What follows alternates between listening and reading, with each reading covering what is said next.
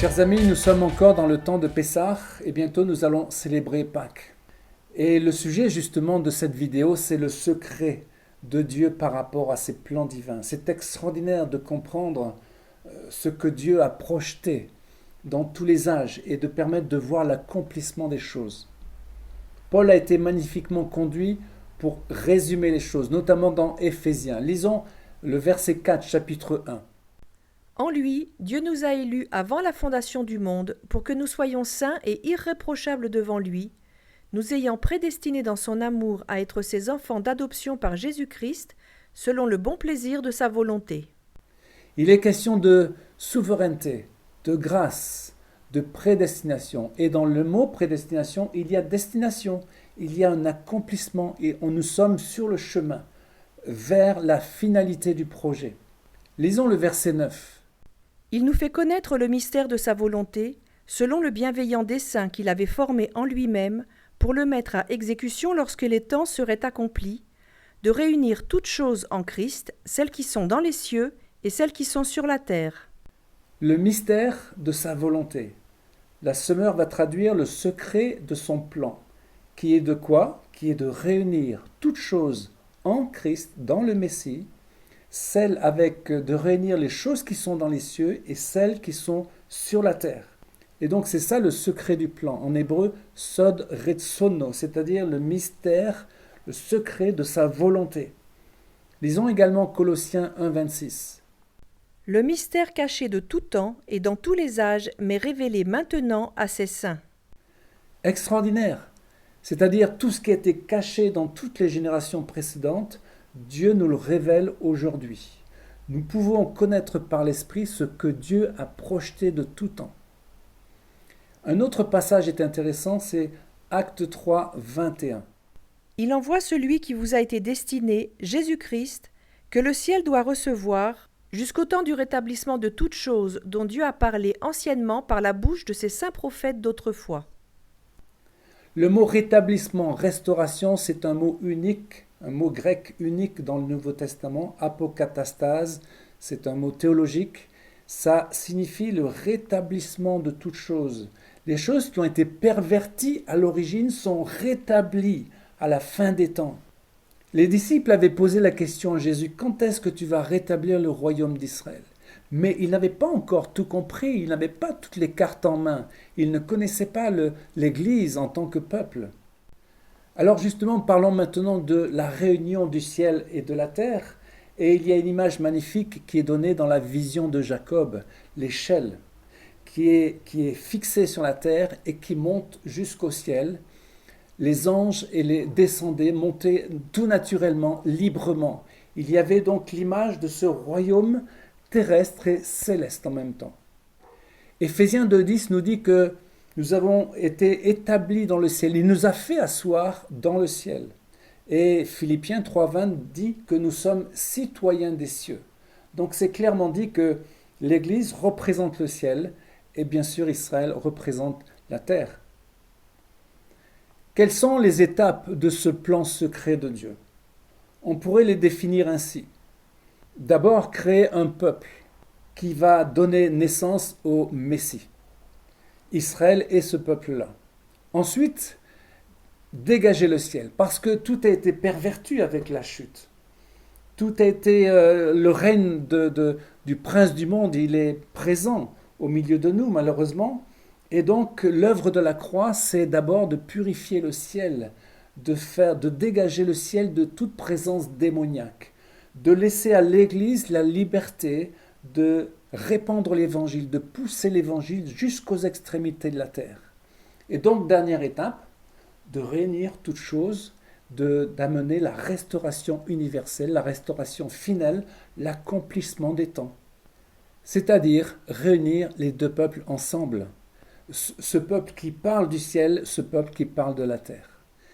Israël et l'Église sont le couple prophétique. Nous en avons déjà parlé dans la vidéo 11, 25 octobre, et il y a également un livre que nous avons écrit sur le couple témoin Israël et l'Église. Alors pour résumer les choses, Adam tombe dans un sommeil profond qu'on appelle en hébreu le tardéma. Dieu permet que Ève sorte du côté de Adam Et la vision prophétique, c'est que l'Église est représentée par Ève et Adam et Israël. Il y a un autre couple prophétique, Abraham et Sarah. Abraham est le projet de Dieu. Et nous savons que l'héritier, c'est Isaac et puis Jacob qui deviendra Israël. Sarah a son rôle déterminant. Pourquoi ? Parce que Sarah va demander l'expulsion. Elle va dire à Abraham, chasse la servante, donc Agar, et son fils Ishmaël, qu'Abraham voulait garder auprès de lui. Donc, d'une certaine manière, Sarah protège le projet parce qu'elle sait que l'héritier, c'est Isaac et non pas Ishmaël. Et Sarah, pourrait-on dire, c'est l'Église qui a ce rôle déterminant dans l'histoire de protéger la finalité d'Israël pour que nous allions dans cette restauration finale, dans cet accomplissement des temps. Chers amis, n'ayons pas une vision étriquée des choses de Dieu, parce que l'Église n'est pas la finalité. En ignorant Israël qui est l'homme prophétique, on a une vision tronquée de la Bible et surtout une méconnaissance des choses de Dieu lui-même. Et justement, parlons de ce Messie qui a été engendré de tout temps, avant toute éternité. Pour cela, on va lire Proverbe 8, 22. Il y a tout un passage qui parle de la sagesse et on ne peut que comprendre que cette sagesse-là, c'est Christ.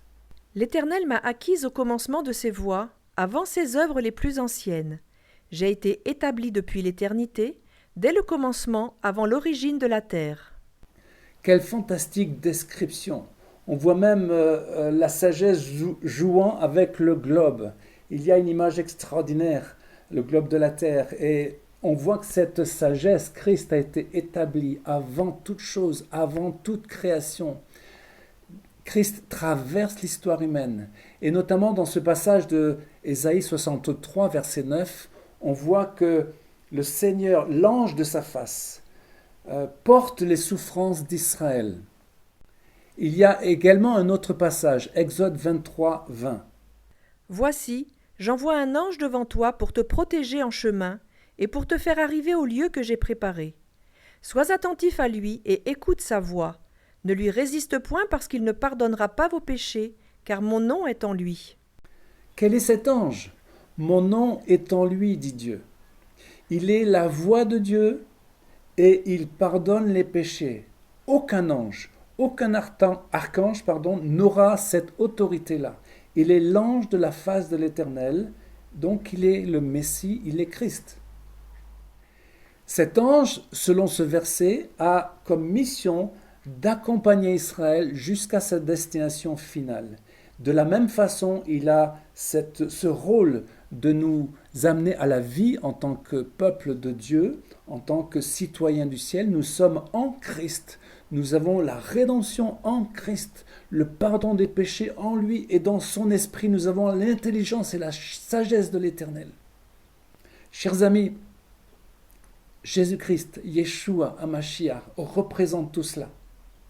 Il est la finalité, mais c'est à lui qu'incombe le rôle de réunir toutes choses, et notamment les cieux et la terre, et notamment l'Église et Israël, les deux peuples qui sont les témoins de Dieu, pour célébrer la gloire de Dieu dans le monde. Donc essayons et tentons de comprendre les choses de Dieu. Nous sommes dans le temps de Pessah, de Pâques, nous sommes dans le temps du début de la création d'une certaine manière, mais nous arrivons en même temps dans la finalité de l'histoire. Merci Seigneur de nous faire vivre cela et nous te bénissons au nom de Jésus. Amen. Chers amis, à une prochaine fois, à une prochaine vidéo en direct de Jérusalem.